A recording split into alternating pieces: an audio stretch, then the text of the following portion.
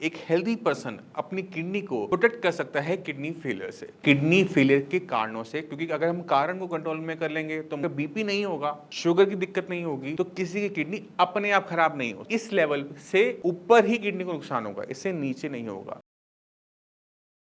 नमस्कार, मेरा नाम है डॉक्टर पुरुधवन और आज इस वीडियो में हम बात करने वाले हैं कि कैसे एक हेल्दी पर्सन अपनी किडनी को प्रोटेक्ट कर सकता है किडनी फेलियर से।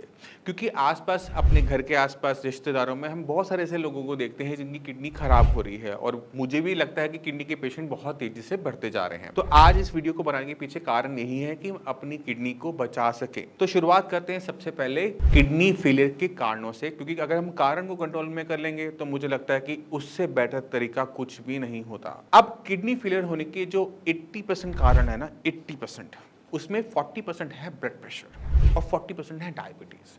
अगर हमारा समाज अपने आप को बचाना चाहता है किडनी फेलियर से, तो बस इन दो बीमारियों से हमें दूर रहना है। क्योंकि अगर बीपी नहीं होगा, शुगर की दिक्कत नहीं होगी, तो किसी की किडनी अपने आप खराब नहीं हो। अब बीपी और शुगर के बढ़ने के पीछे बहुत सारे कारण हो। कभी कभी वो स्ट्रेस होता है, कभी वो फैमिली का स्ट्रेस है, कभी वो वर्क का स्ट्रेस है, बट वो स्ट्रेस है। कभी कभी हम रात को बहुत ज्यादा जागते रहते हैं। तो किसी भी कारण से अगर आपका ब्लड प्रेशर नॉर्मल वैल्यू से ऊपर जा रहा है तो आपको उसे कंट्रोल करने की जरूरत है। और सबसे बड़ी गलती हम क्या देखते हैं कि पेशेंट कहते हैं कि पिछले 10 सालों से मैं बीपी की दवाई खा रहा हूं, मेरी किडनी फिर क्यों खराब हो गई। अगर आप बीपी की मेडिसिन लेते हो, शुगर की मेडिसिन लेते हो, बस ले लेते हो और बीपी चेक नहीं करते, ये कंफर्म नहीं करते कि बीपी आपका मेडिसिन लेने के बाद कंट्रोल में आ रहा है या नहीं आ रहा, ये सबसे बड़ी गलतियों में से एक होता है। अगर आप मेडिसिन ले रहे हो तो मेडिसिन लेने से पहले अपना ब्लड प्रेशर जरूर चेक करो। अगर बीपी आपका मेडिसिन लेने से पहले, सुबह उठते ही मेडिसिन लेने से पहले ही हाई आ रहा है, इसका मतलब है कि बीपी आपका रात को बढ़ा रहता है। अब खुद इमेजिन करने की कोशिश करो कि दिन में आपने मेडिसिन से कंट्रोल कर लिया, बट रात को जो आप 8-10 घंटे सोते हो, उस टाइम में अगर बीपी आपका हाई रहता है तो कोई सिम्टम आपको पता लगेगा? कुछ नहीं पता लगेगा, ना हेडेक होगा, ना परेशानी होगी, बट बीपी आपका हाई बना हुआ है। अब रात को जब आपका बीपी हाई होता है तो उस बीपी हाई की वजह से रात को ही, सिर्फ रात को ही आपकी किडनी को नुकसान होता है। अब साल में दिन होते हैं 365 दिन। अब 365 दिन अगर किडनी को रात को नुकसान होगा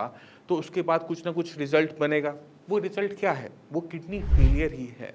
तो बीपी और शुगर अगर हम मेडिसिन ले रहे हैं, जैसे मैंने पहले कहा, तो आपको बार-बार चेक करने की जरूरत होती है, कंफर्म करने की जरूरत होती है कि बीपी कंट्रोल में रहता है नहीं रहता। तो एक रूटीन बनाओ। आपने क्या करना है? आपने बीपी की मशीन, शुगर की मशीन घर में रखनी है। आपने एक्सक्यूज नहीं बनाना कि मशीन मेरे पास नहीं है, मैं जब डॉक्टर के पास जाऊंगा तो अब चेक करवा लूंगा, मेरी विजिट 15 दिन के बाद है, महीने के बाद है, डॉक्टर ने 3 महीने बाद बुलाया। डॉक्टर ने 3 महीने बाद इसलिए बुलाया कि डॉक्टर को लगता है कि मेरा मेडिसिन दे दी है, काम बन गया है, बट जरूरी नहीं है आपकी बॉडी में वो चीज कंट्रोल में आ जाए। और अगर आपको लगता है कि आपकी मेडिसिन लेने के बाद आपका बीपी कंट्रोल में नहीं आ रहा और आपको लगता है कि आपको डॉक्टर के पास जाने की जरूरत दोबारा से नहीं है, तो ये आपकी गलतियों में से एक है। आपको अपने बीपी को मैनेज करने के लिए चाहे नमक कम करना पड़े खाने के अंदर, चाहे आपको एक्सरसाइज अपनी बॉडी में ऐड करनी पड़े, लाइफस्टाइल बदलना पड़े, खाना बदलना पड़े, कोई फर्क नहीं पड़ता। ये आपको करना ही करना है हर कीमत पे। अगर आप इससे चूक जाओगे, आपकी परेशानी, मैं लिख के देता हूँ कि अगर किडनी फेल नहीं होगी तो कोई ना कोई परेशानी होने की चांसेस बहुत ज्यादा बढ़ जाते हैं। तो आपने बीपी चेक किया, बीपी नॉर्मल है, ओके, मेडिसिन सेट है, डन। अब आप क्या करोगे? हफ्ते में 2 बार कम से कम अपना बीपी चेक करोगे, खासकर उस दिन जिस दिन आपकी छुट्टी होती है। हफ्ते में एक दिन छुट्टी सभी को मिलती है ना, तो उस दिन आपके पास बहुत सारा टाइम होता है। उस बहुत सारे टाइम में से थोड़ा सा टाइम अपने शरीर को भी देना जरूरी है। तो बीपी चेक करो दिन में 3 बार और उसको लिखते चले जाओ, क्योंकि अगर उसमें लेवल बढ़ रहे हैं तो आपको पता लगना शुरू हो जाएगा कि मुझे यहाँ पर एक्शन लेने की जरूरत है। तो ये आपने ध्यान रखना है। इसी तरह से हम डायबिटीज का भी ध्यान रखेंगे। अब जो डायबिटीज है, उस किडनी को जो नुकसान पहुंचाती है वो है 200 प्लस के लेवल। अगर शुगर लेवल आपका 200 प्लस में जा रहा है तो किडनी को नुकसान पहुंचाएगा। तो हम क्या करते हैं, मैं पर्सनली क्या करता हूं, मैं आपको बताता हूं। मैं अपने पेशेंट्स को बोलता हूं कि आपने अपना ब्लड शुगर लेवल 180 से नीचे रखना है, क्योंकि 180 से नीचे रखने पे ये किडनी का थ्रेशोल्ड होता है एक तरीके से। अगर आपकी शुगर लेवल 180 को क्रॉस करती है, कभी भी खाने के बाद, खाली पेट, रैंडम, कभी भी, तो आपकी किडनी क्या करती है, वो शुगर के गेट्स खोल देती है और एक्स्ट्रा शुगर को बॉडी से बाहर यूरिन के रास्ते से भेजना शुरू कर देती है, और इसी प्रोसेस में किडनी को नुकसान भी होता है। तो हम क्या करते हैं, थोड़ा सा नीचे 200 है ना थ्रेशोल्ड, हम 180 पे मेंटेन करने की कोशिश करेंगे। फास्टिंग, पीपी, रैंडम, कोई भी शुगर, किसी भी टाइप की शुगर 180 को क्रॉस ना करे। अब 180 इतना हाई लेवल है कि अगर अगर आपका 180 के आसपास भी बना रहेगा, 150 भी बना रहेगा, तो आपकी रिपोर्टों में HbA1c ज्यादा आएगा, डॉक्टर कहेगा आपको डायबिटीज है। बिल्कुल है, मानता हूं, बट इस लेवल से ऊपर ही किडनी को नुकसान होगा, इससे नीचे नहीं होगा। इसी तरह से बीपी पे 120 80 नॉर्मल ब्लड प्रेशर होता है, तो नीचे वाला जो 80 है ना, नीचे वाला, उस पर ध्यान दो। आप लोग क्या करते हो, ऊपर वाले पे ध्यान देते हो कि ऊपर वाला मेरा 120 आ रहा है, नीचे वाला मेरा 90 आ रहा है, मैं ठीक हूं। आपने ऐसा नहीं करना, आपने नीचे वाले पे ध्यान देना है, डायसिस्टोलिक ब्लड प्रेशर पे ध्यान देना है कि नीचे वाला आपका 70 और 80 की रेंज में रहे। अगर आप हेल्दी हैं तो आपने नीचे वाले पे ध्यान देना है कि नीचे वाला जो आपका ब्लड प्रेशर है वो 80-85 को क्रॉस ना करे। अगर आप हेल्दी हैं तो, अगर आप किडनी फेलियर के पेशेंट हैं तो यही जो लेवल्स हैं वो आपके लिए थोड़े से बदल जाते हैं, क्योंकि ये जो 120/80 जो ब्लड प्रेशर हम सुनते हैं ये एवरेज ब्लड प्रेशर होता है नॉर्मल हेल्दी इंडिविजुअल्स का, यानी इसको अप्लाई करने के लिए आपको हेल्दी होना जरूरी है। बट अगर आपकी किडनी खराब हो रही है तो ये आपके लिए नॉर्मल लिमिट्स है?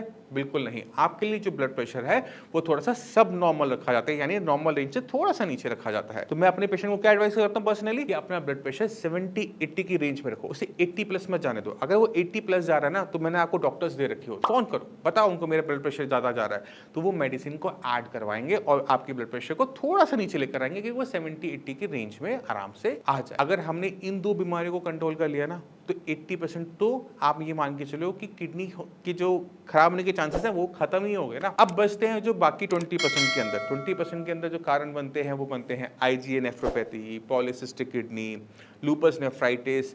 ये जो बीमारी है ना ये बीपी शुगर पे डिपेंडेंट नहीं होती, ये खराब किस्मत से होने वाली बीमारी है, तो इसको आज हम इस वीडियो में कवर करना पसंद नहीं करेंगे। इसको हम किसी और दिन आराम से बैठ के डिस्कस करेंगे कि इन पे किस तरह से काम किया जाता है, किस तरह से इनसे बचा जा सकता है। तो मैं उम्मीद करता हूँ इस वीडियो के साथ आप समझ गए होंगे कि अगर हम सिर्फ बीपी और शुगर को कंट्रोल में कर लेते हैं ना तो अपनी किडनी को बहुत अच्छी तरीके से हम प्रोटेक्ट कर सकते हैं किडनी फेलियर जैसी बड़ी बीमारी से। तो आपको जो गलतियां की हैं उन्हें सुधारो और जो गलतियां कर रहे हो उनको मत करो। तो मैं उम्मीद करता हूं इस वीडियो से आप समझ गए होंगे कि हम अपनी किडनी खराब होने के चांसेस को कितना कम कर सकते हैं अगर हम बीपी और शुगर को कंट्रोल कर लेते हो।